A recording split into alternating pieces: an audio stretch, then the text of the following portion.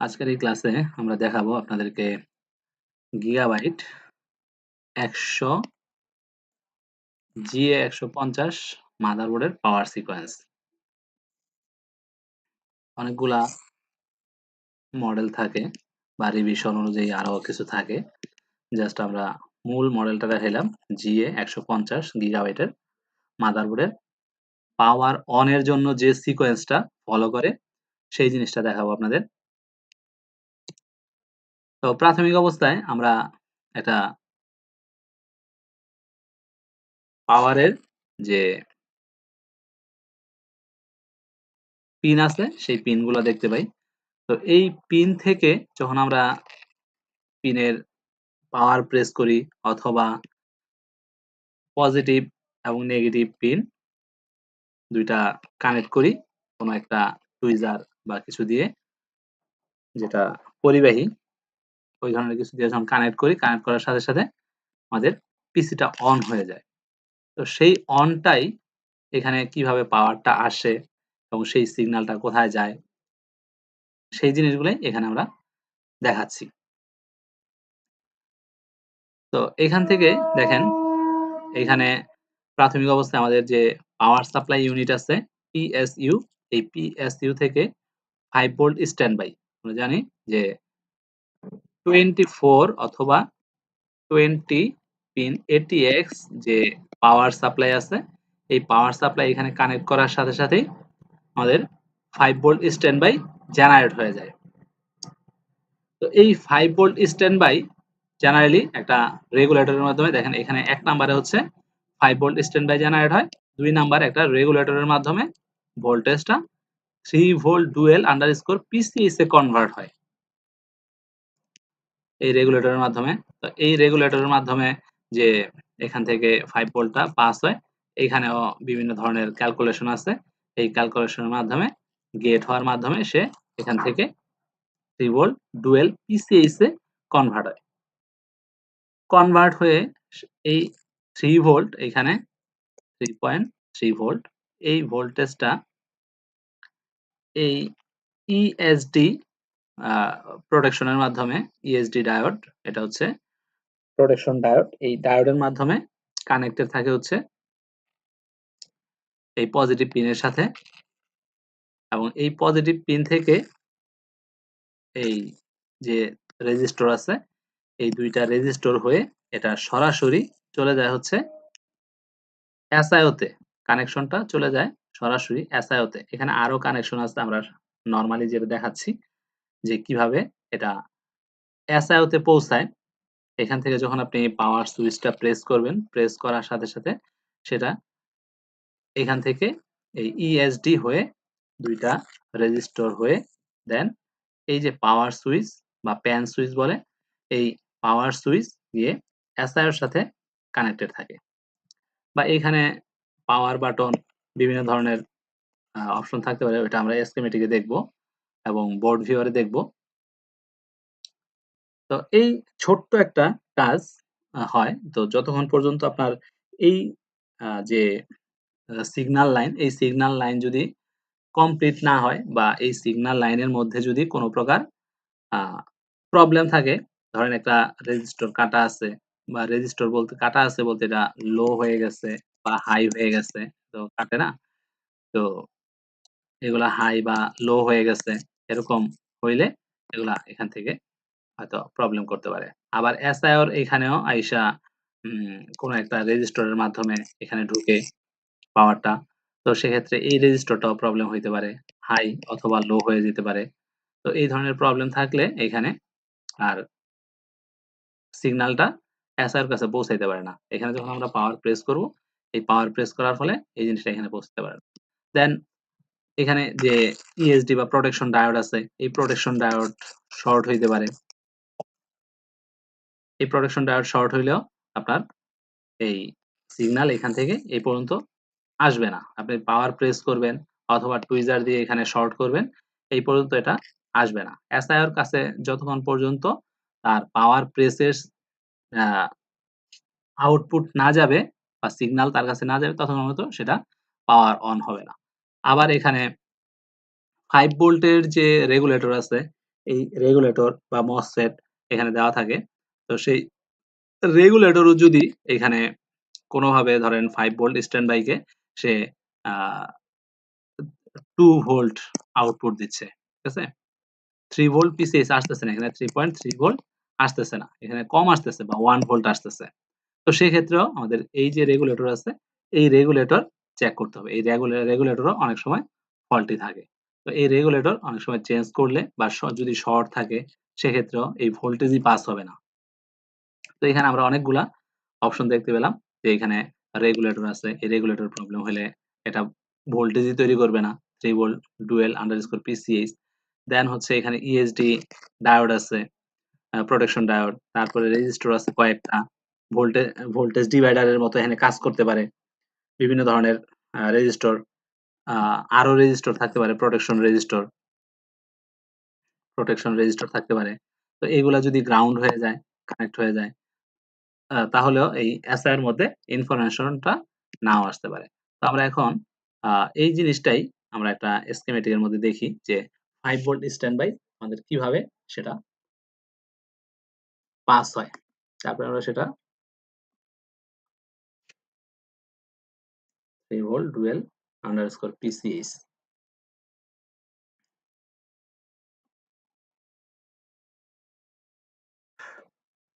ওকে। তো দেখেন এই হচ্ছে আমাদের সেই 5 ভোল্ট এসবি। এই যে 5 ভোল্ট এসবি এটা জেনারেলি কোথায় তৈরি হয়? তৈরি হয় 24 পিনের এটিএক্স পাওয়ার আছে, এই 24 পিনের এটিএক্স পাওয়ারে।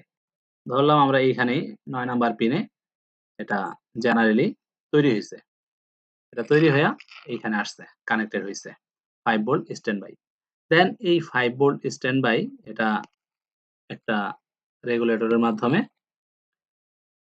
এখান থেকে 3 ভোল্ট ডুয়েল আন্ডারস্কোর পিসিএইচ এ কনভার্ট হয়।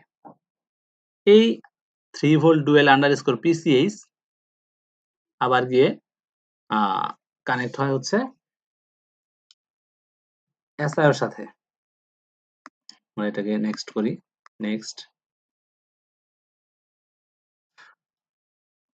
তো অনেক জায়গায় গেছে। বাট আমরা এই যে দেখেন, আমরা যে ইএসডি প্রোটেকশনটা দেখাইছি, এই যে ইএসডি ডুয়াল পিসিএইচ, এই যে এফপিই এসডি1 এই এইখানে আসছে এবং এটা একটা জেনার ডায়োডের মাধ্যমে দেখেন একটা প্রোটেকশন হয়ে আসছে এবং এই যে পাওয়ার বাটন 1 এবং এই পাওয়ার বাটন 1 এটা হচ্ছে আমরা যে পাওয়ার বাটনের লাইন দেখাইছি, পাওয়ার বাটনের লাইন একটা পজিটিভ, একটা নেগেটিভ। তো সেই লাইন হচ্ছে এটা। তো এখান থেকে যখন আমরা পাওয়ারটা পজিটিভ নেগেটিভ যখন কানেক্ট করি তখন এটা এই ইএসডি হয়ে এখান থেকে এটার মাধ্যমে এখান থেকে যায়। তো এই পাওয়ার বাটন 1, এই পাওয়ার বাটন 1, পাওয়ার বাটন 1 কে যদি আমরা সিলেক্ট করি,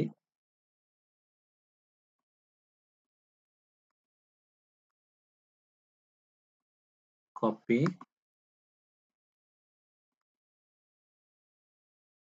control V, underscore next, next. এই দেখেন এই সুইচ তো আমরা এখানেই পাইছি আসলে। এই যে এখানে পাওয়ার পজিটিভ এবং এই যে গ্রাউন্ড নেগেটিভ, অথবা এই যে পাওয়ার নেগেটিভ 6 আর 8 নাম্বার পিনে এটা যখন এদিক দিয়ে প্রেস করা হয়, এই দেখেন এখানে একটা রেজিস্টর আছে, এখানে একটা রেজিস্টর আছে। 3 ভোল্ট ডুয়াল পিসিএইচ এখানে তাদের এই সিগন্যালের জন্য ভোল্টেজটাকে সাপোর্টিং ভোল্টেজ হিসেবে দিচ্ছে। তো সিগন্যাল তো একা, একা চলতে পারে না। আমরা সবাই জানি।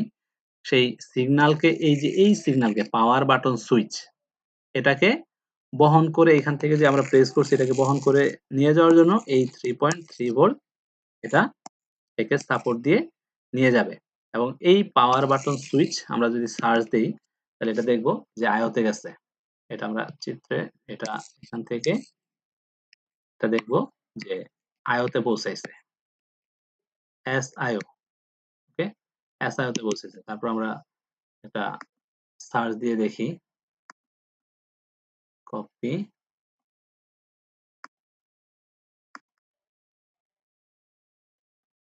কন্ট্রোল ভি,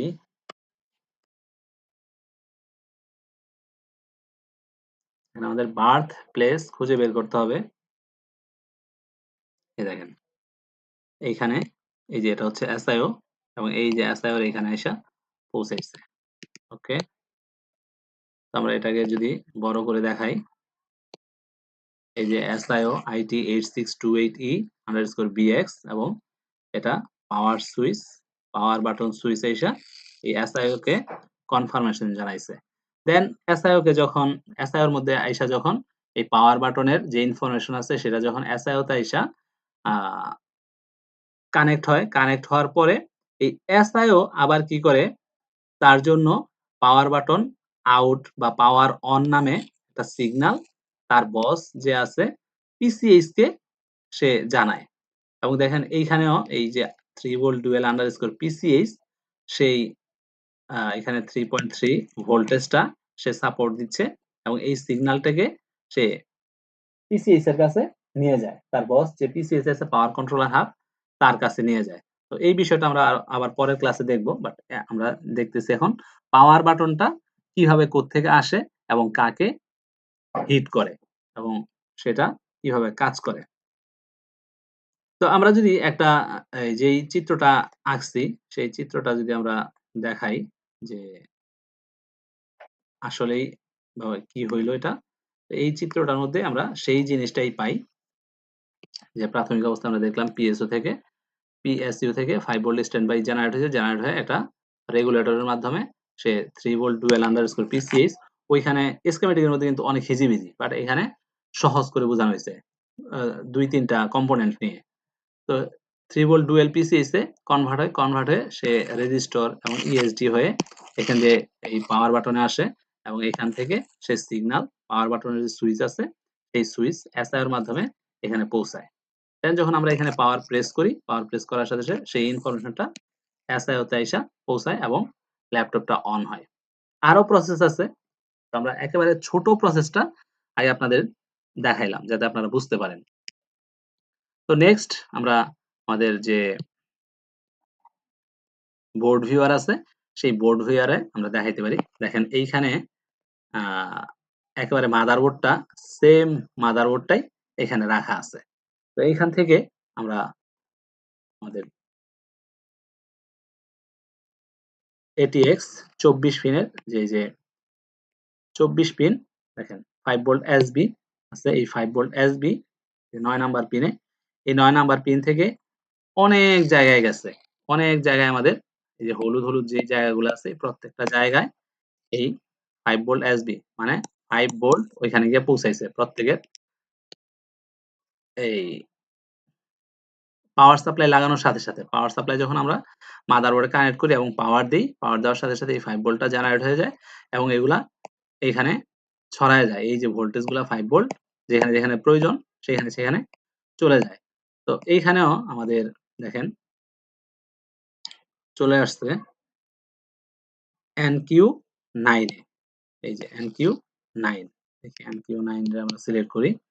এখানে দেখতে পাচ্ছি যে NQ9 এর মধ্যে আমাদের 5 ভোল্ট চলে আসছে। যদি আমরা এই কম্পোনেন্টটা সিলেক্ট করি তাহলে আমরা এই যে 5 ভোল্ট এসবি 3 নাম্বার পিন, এটা হচ্ছে 3 নাম্বার পিনে আমরা সরি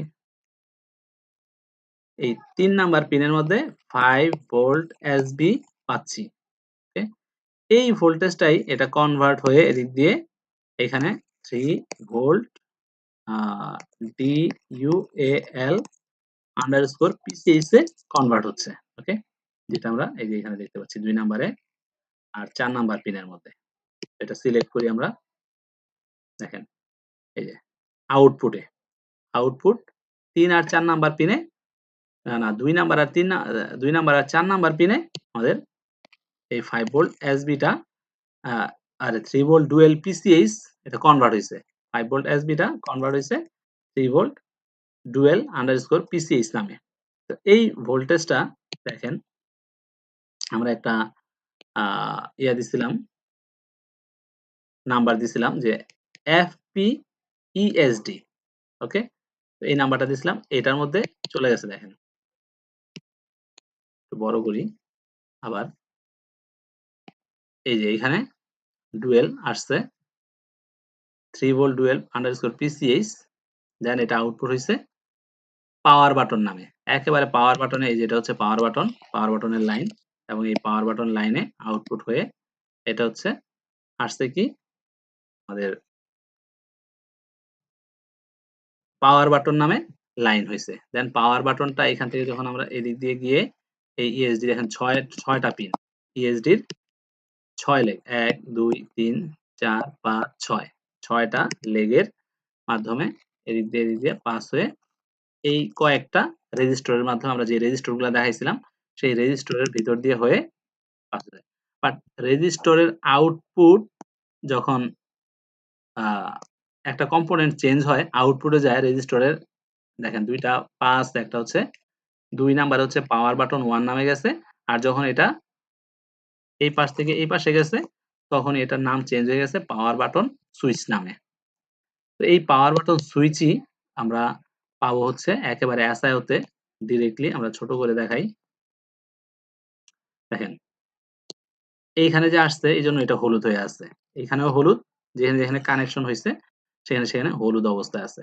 তো এটা আমি SIO যদি বড় করি SIO র যে পিনটা আছে কত নাম্বার পিনে ঢুকছে গিয়ে দেখেন SIO সিলেক্ট করি এবং SIO সিলেক্ট করার পরে দেখেন এটা কত নাম্বার পিনে ১০৪ নাম্বার পিনে এই পাওয়ার বাটনের যে সুইচটা আছে সেটা আসছে ওখান থেকে। একেবারে পাওয়ার বাটনের সাথে এটা কানেক্টেড। ওকে? তো এখন এই যে পাওয়ার বাটনের সাথে কানেক্টেড, এখন যেই রেজিস্টরের মাধ্যমে এটা এখানে আসছে, সেই রেজিস্টরটা যদি কোনো কারণে ফাঙ্গাস অথবা এটার ভ্যালু হাই হয়ে গেল, লো হয়ে গেল, পুড়ে গেল, ঠিক আছে? বা ব্রেক হয়ে গেল বা হোল হয়ে গেল পুড়ে, এরকম অনেক সময় এরকম একটা আ যখন পুড়ে যায় বা এটার আ বার্ন হয় তখন এরকম একটা ছোট্ট ডটের মতো ওঠা হয়। তো এগুলা হচ্ছে আপনার চোখের মাধ্যমে আপনি যে আপনার যে চোখ আছে সেই চোখের মাধ্যমে এগুলা বুলস আই বলে। তো বুলস আই এর মাধ্যমে আপনি এগুলা আগা আ দেখবেন এবং অবজারভেশন করবেন এবং অবজারভেশন করে এই প্রবলেম গুলা ফাইন্ড আউট করবেন। পাশাপাশি দেখেন এখানে যেহেতু আমরা বলছি যে অনেকগুলা রেজিস্টর এর আশেপাশে দেখেন অনেকগুলা রেজিস্টর।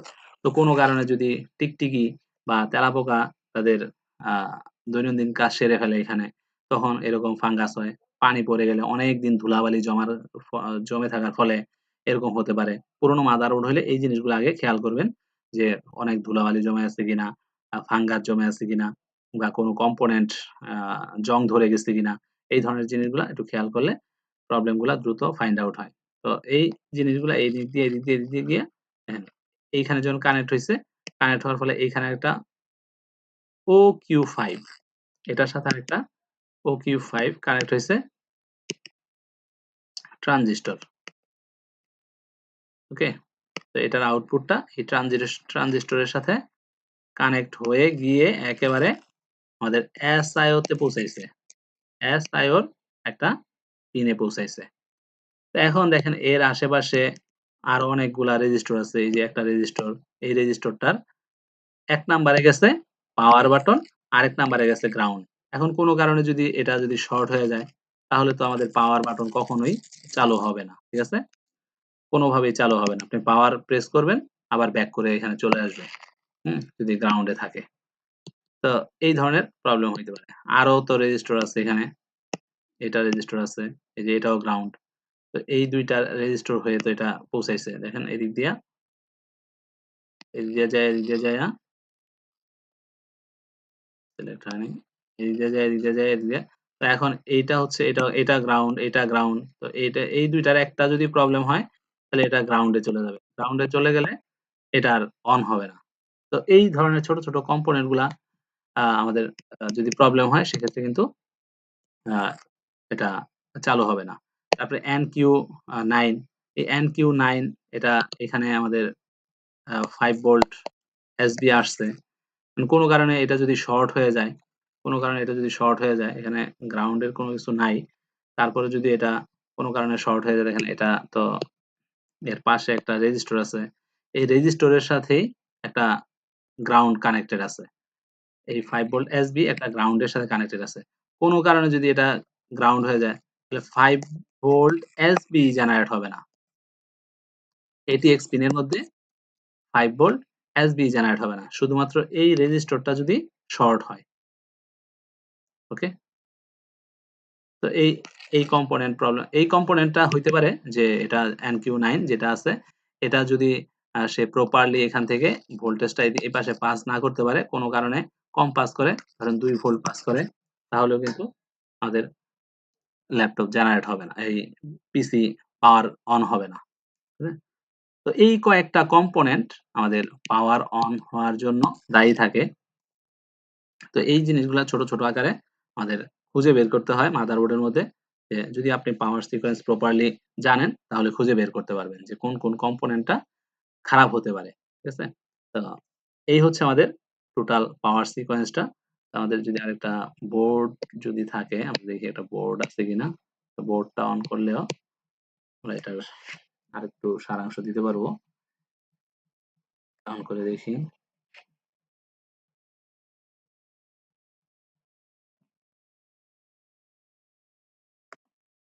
আরেকটা আছে।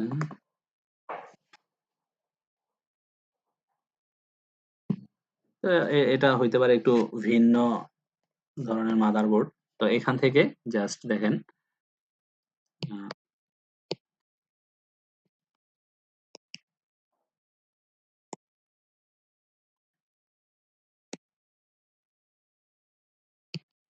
এই ATX এর ৯ নাম্বার পিন থেকে জাস্ট এখান থেকে SB জেনারেট হয়ে হয়তোবা এখানে আসে, এবং এটা এই পাশে আসে। এই পাশ থেকে এটা 5 ভোল্ট SB, এটা 3 ভোল্ট DUAL আন্ডারস্কোর PCH এ কনভার্ট হয়ে এটা এখানে এই যে ৬ লেগের একটা ESD আ ডায়োড দেখতে পাচ্ছি। এটা হয়ে এটা হচ্ছে আমাদের সেই কানেকশন, পাওয়ারের কানেকশন।